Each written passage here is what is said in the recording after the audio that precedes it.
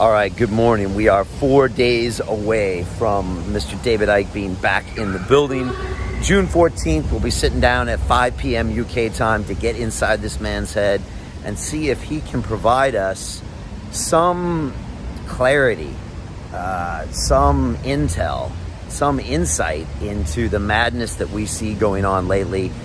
One name that David consistently brings up is George Soros. Now, again, I have never been, and am still not, a conspiracy theorist. I honestly have much better things to do than try to go down rabbit holes and figure out who did what and who met at some group in the forest or whatever. And for most of my life, I knew Soros as this brilliant financier that made tons of money by squeezing governments and playing on currencies and that kind of thing. But in his later years, he spent his billions giving it to charities, okay? But one thing I've realized about billionaires, and I've met a few, is that they never stop playing their game. And from everything that I've gathered, especially talking to David and even through my own research, is that this man uses that money to advance his agendas. And that could mean an election here in the UK. Maybe in the last election, he heavily funded the party that didn't win. That can mean donating to certain parties, including funneling money into Black Lives Matter, including funding money into Ukraine, if you remember, about 6 or 7 years ago when Vice was recording all of the action that was happening in the riots in Ukraine. Soros was heavily involved in that, oftentimes even funding some of those protesters with Bitcoin. Now, again, I don't spend my time doing this stuff, and I don't choose to, and I never will. I don't go after the chemtrails and the moon landing and Lord knows the flat earth. I don't do any of that stuff. But I do try to listen to people that have ideas and reason. And the more I hear about the stuff that George does, the more I wonder how much of our own opinion is decided by this man and his digital footprint, the money that he puts out there for certain organizations to advance ultimately his agenda and whatever he wants to see in this world. Now, there's a lot of billionaires out there that seem to want to do a lot of things with this world, whether it's Mr. Bill Gates or Mr. Soros, or there's a lot of others.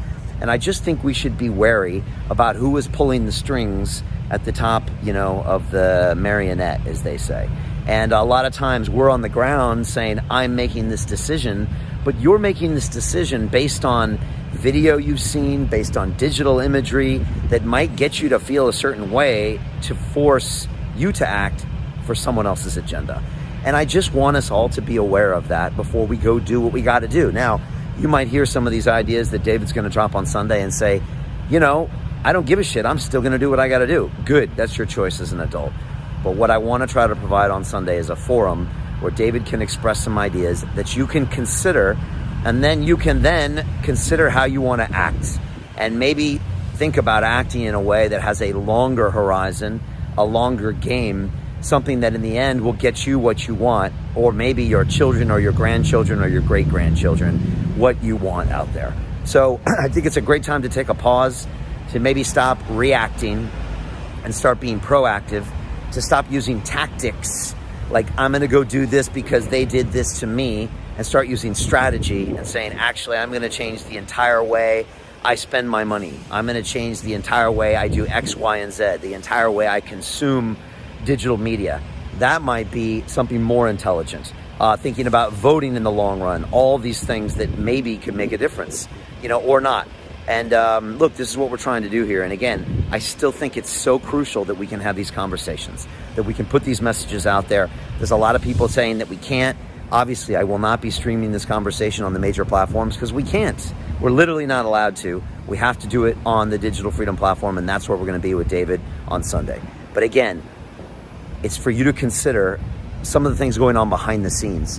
And look, whether in the past it was Russian trolls controlling the 2016 election, Chinese trolls that sent out text messages to people in New York saying there was going to be martial law, there's a lot of fuckery, if I could say so, going on in the digital world and in the political world.